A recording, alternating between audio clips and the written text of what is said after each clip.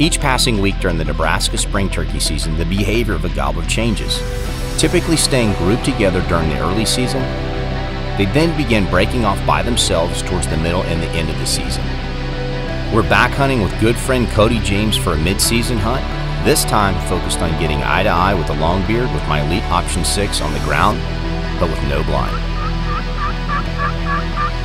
Reflecting back when we were here just several weeks earlier in April, the birds were bunched up and the weather was very unpredictable.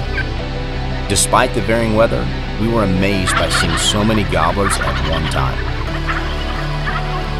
Justin and I were able to harvest a mature Rio out of a redneck bale blind hours before the snow moved in, and then a few days later, a giant Merriam's gobbler, one of my best ever, that had 5 beards.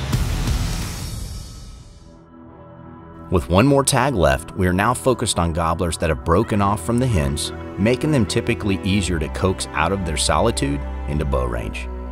Our goal is to put our camo and skills to the test and get within 15 yards without a blind.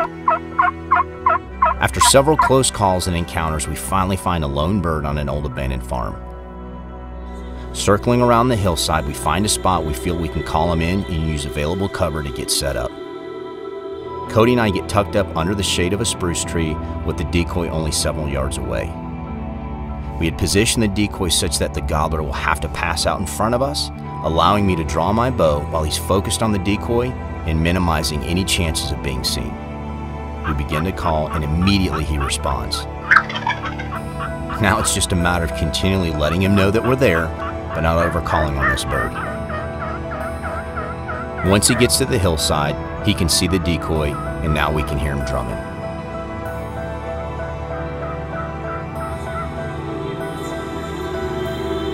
As he passes out in front of us, now fixated on the decoy in full strut, I draw my Elite bow. I pick my spot, and I watch my Fleetwood arrow and Rocky Mountain Warhead hit their mark once again. Examining my arrow and broadhead, I'm confident this gobbler did not go far. There's such a great sense of appreciation and respect for any longbeard that I shoot with my Elite bow from the ground. My passion for turkey hunting and appreciation for what the NWTF does in this state is truly amazing.